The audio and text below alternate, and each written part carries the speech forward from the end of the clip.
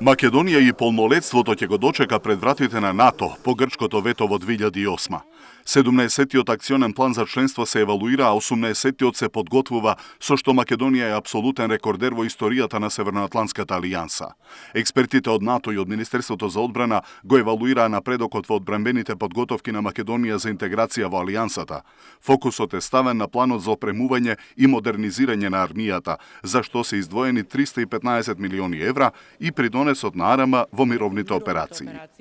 Бидејќи Република Македонија заклучно со оваа година има распоредено повеќе од половина од својата армија во меѓународни операции. Исто така, исклучително многу значајно е вреднова на НАТО фактот што во 2017 година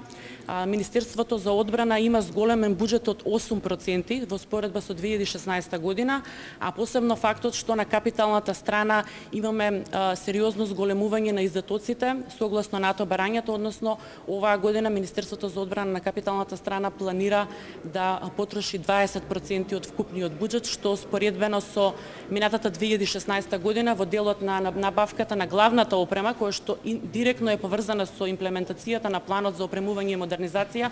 расходите ќе бидат зголемени за повеќе од 100%, односно од 7,9 милиони за главна опрема што имаме остварено 2016 година, оваа година владата на Република Македонија покажа спремност и политичка волја овие расходи да бидат зголемени на 20 милиони евра.